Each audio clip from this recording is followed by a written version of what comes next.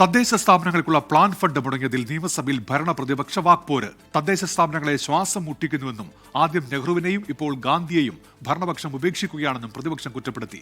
LDF സർക്കാരിന്റെ പാളിച്ചുകൊണ്ടാണ് വാർഷിക പദ്ധതി കുറയ്ക്കേണ്ടി വന്നതെന്ന് മുഖ്യമന്ത്രി VD സതീശൻ തിരിച്ചടിച്ചു. പ്ലാൻ ഫണ്ട് മുടങ്ങിയത് 24 റിപ്പോർട്ട് ചെയ്തതിന് പിന്നാലെയാണ് അടിയന്തര പ്രമേയമായി പ്രതിപക്ഷം സഭയിൽ ഉന്നയിച്ചത്.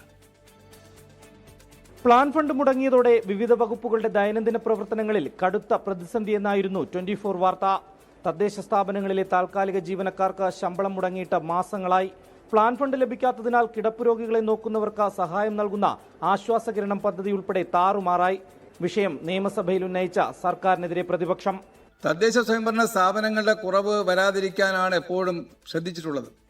പഞ്ചായത്തുകൾക്കും മുനിസിപ്പാലിറ്റികൾക്കും കോർപ്പറേഷനുകൾക്കും അർഹതപ്പെട്ട പ്ലാൻ ഫണ്ട് വൻതോതിലാണ് ഈ സർക്കാർ വെട്ടിക്കുറച്ചിരിക്കുന്നത്. പദ്ധതി വിഹിതം കുറച്ചതിനാൽ കേരളത്തിലെ തദ്ദേശ സ്വയംഭരണ സ്ഥാപനങ്ങൾ അതീവ ഗുരുതരമായ പ്രതിസന്ധി നേരിടുകയാണ് സർ.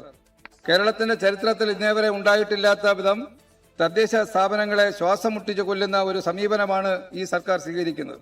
LDF സർക്കാരിന്റെ പാളിച്ച കൊണ്ടാണ് വാർഷിക പദ്ധതി കുറയ്ക്കേണ്ടി വന്നതെന്നായിരുന്നു മുഖ്യമന്ത്രി VD സതീശന്റെ മറുപടി. 2150 കോടി രൂപ കൊടുക്കാതെ ഭരണം വിട്ടുപോയ ആളുകൾ 1533 കോടി രൂപ പ്ലാനിൽ കുറച്ചതിനെ ചോദ്യം ചെയ്യാൻ എന്തൊരു തമാശയാണ്.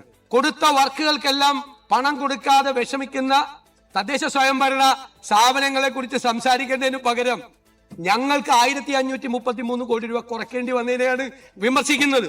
ബോധപൂർവം മുഖ്യമന്ത്രി തെറ്റിദ്ധരിപ്പിക്കാൻ ശ്രമിക്കുന്നുവെന്ന് പ്രതിപക്ഷ നേതാവ് പിണറായി വിജയൻ. അദ്ദേഹത്തിന് നടപടിക്രമങ്ങൾ അറിയാത്തതല്ല, നല്ല നിശ്ചയമുള്ളയാള്. ബോധപൂർവം തെറ്റിദ്ധരിപ്പിക്കാനുള്ള ശ്രമമാണ്. തദ്ദേശ ഭരണ സ്ഥാപനങ്ങൾക്ക് ധനവിനിയോഗത്തിന് വലിയ പ്രയാസം നേരിട്ടിരുന്നുവെന്നത് അറിയാത്തയാളല്ല മുഖ്യമന്ത്രി. അടിയന്തര പ്രമേയ നോട്ടീസിന് സ്പീക്കർ അവതരണാനുമതി നിഷേധിച്ചു. പ്രതിപക്ഷം സഭയിൽ നിന്ന് ഇറങ്ങിപ്പോയി. ശ്രീധർ, 24, തിരുവനന്തപുരം.